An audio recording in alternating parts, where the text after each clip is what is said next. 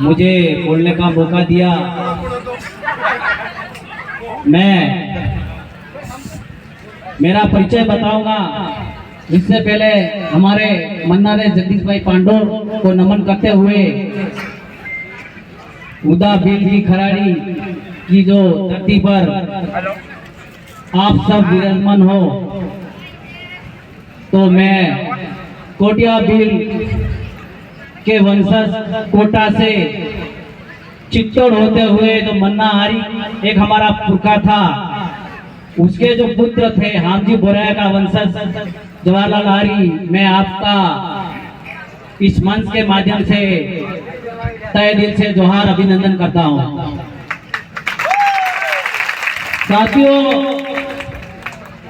Programme हमारा जो ये मां चिंतन शिविर यहाँ जो हो रहा है, और इस जय जोहार के नारे से जो गूंज रहा है, इसको मैं सुन रहा हूँ।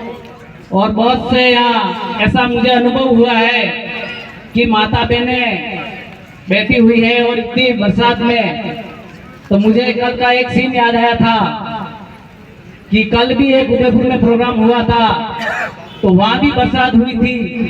तो मेरे ख्याल से उन भाइयों ने तो ऊपर कुर्सियां ओढ़ी थी पानी से बचने के लिए, और हमारे लोग बिल्कुल हिले नहीं है।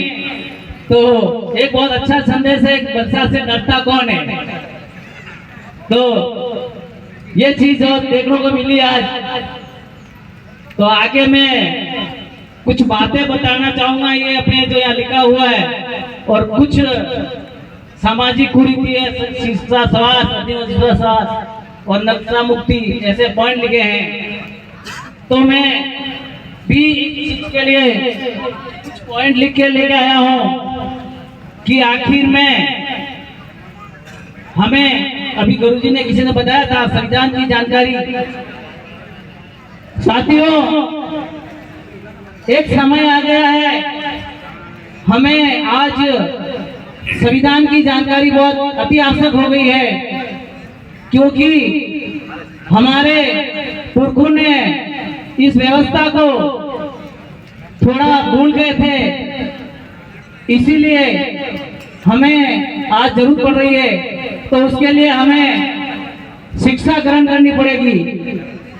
और आज जो अभी भाई ने बताया था, आदिवासी परिवार की जो जाजम बनाई है, उस पे बैठने के लिए जो हम आते हैं और हम शामिल होते हैं, जो जोहार उद्बोधन करते हैं, तो उसके बारे में भी मैं थोड़ा सा आपको बता दूंगा कि आज इस जय जोहार को देखकर हमारे से सीखकर बहुत से लोगों ने संगठन बना दिए हैं, और उनकी भी आज एक बैठक हुई है जहाँ जय सरदार के नारे लगेंगे। और मेरे ख्याल से आज के बाद में वो लोग भी जय सरदार बोलेंगे।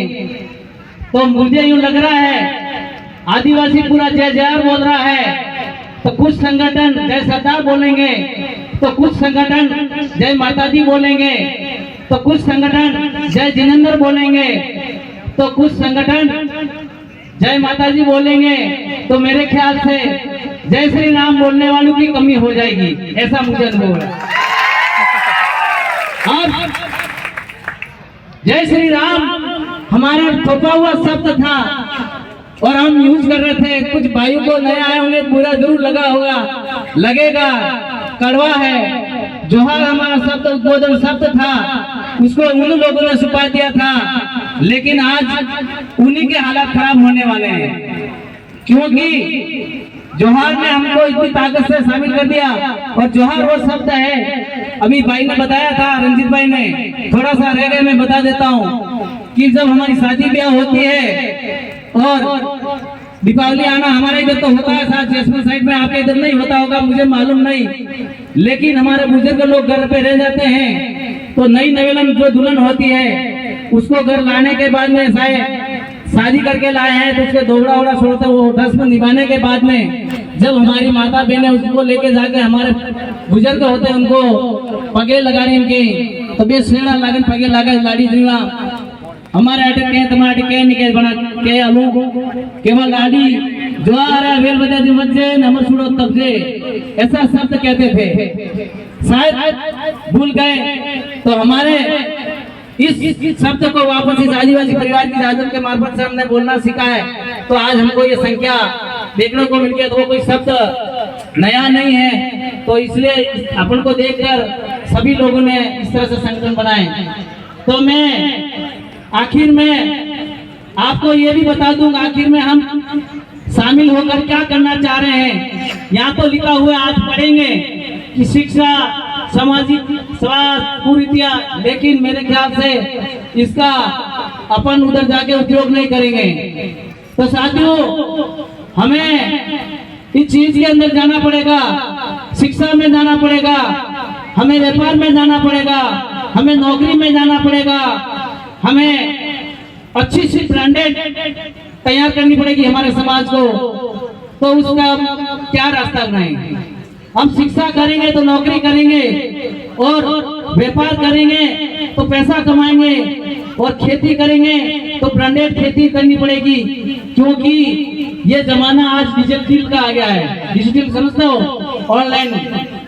तो उसके लिए हमें कुछ ब्रांडेड चीज करनी पड़ेगी। खेती, अभी खेती के बारे में बताऊंगा तो कुछ को ध्यान होगा, खेती तो हम पहले भी करते थे, लेकिन आज की खेती किस तरह से की जाती है। कल किसी भाई ने सोशल मीडिया में एक टमाटर का डाला था, 1 महीने तक खराब न हो। तो उस चीज को सोचना पड़ेगा आपको। इस तरह से जो टमाटर हम खा रहे हैं और हमारी बीमारी जो पैदा हो रही है और हम कैंसर पीड़ित हो रहे हैं, और उस जमाने में हम टमाटर पकाते थे और खाते थे तो हम बीमार नहीं होते थे। तो ये चीज अपन को ब्रांडेड में बदल गया, जिसको अपन को अपनी ब्रांडेड तैयार करनी पड़ेगी। और फिर आती है व्यापार की चीज। तो मैं भी एक व्यापार वर्ग से आता हूँ। आज से 2008 से तो मैं व्यापार अपना एक खुद का कर रहा, लेकिन उससे 2003 से पहले मैं कुछ और कर रहा था। लेकिन व्यापार के बीच में मैं कम से कम 20 साल की ड्राइवरी की है, तो मैंने पूरी दुनिया देखी है, तो उसका मुझे अनुभव है। व्यापार करने के नाते मैं आपको इसलिए बोलना चाहता हूँ, चिट्ठी आ गई है और हिसाब बहुत लंबा लिखा हुआ है, इसमें बता नहीं पाऊंगा। तो आखिर में मुझे क्या जरूरत पड़ी यहाँ आके बोलने की और आपको समझाने की? आप तो मेरे से ज्यादा भी समझदार हो। व्यापार मेरे खुद की दुकान है, इसलिए मैं बताता हूँ कि आज मेरे पास में भी 2 होटल और आदमी काम कर रहे हैं, और खा पी के मस्त रह सकता हूँ और सोच सकता हूँ, यहाँ आने की जरूरत नहीं है। लेकिन इस 52 साल की उम्र में मुझे दौड़ने के लिए कुछ जज्बा, ये चीज लगी है, यहाँ लिखी हुई है। और ये आदिवासी परिवार नामक की जो जाजम जो मुझे बुला के लाती है, और आज पूरा महीना भी नहीं हुआ, 28 तारीख का ऑपरेशन हुआ है, और मैं बैठने में भी असमर्थ हूँ। अभी उदयपुर गया था, खड़ा बस में गया था, खड़ा आया था। लेकिन ये जाजम खींच के लाती है कि कुछ मेरे अंदर जो बात है वो मैं आपके द्वारा कहूँ और आप हमसे जुड़े। और जो भाई ने भी बताया था सिलेक्शन वाला, उसका ध्यान रखना है। तो इतना व्यापार होते हुए भी मुझे आपके बीच में आना पड़ रहा है। तो ये बहुत से वक्ता बताएंगे, क्योंकि हमें अधिकार प्राप्त करना है। और हमें अभी कुछ बता ही देता हूं कि आगे किसी को सिलेक्शन के द्वारा भेजना है। इस चीज को देखते हुए हमें आज के चिंतन शिविर में इसका मंथन करके घर ले जाना है, और हमारे अपने आप दिमाग से सोचना है कि वहाँ कुछ लोग बता रहे थे लेकिन अधूरी बात थी, लेकिन इसके आगे वो क्या कहना चाहते थे, उसके लिए अपना दिमाग भी यूज करिए तो बढ़िया रहेगा।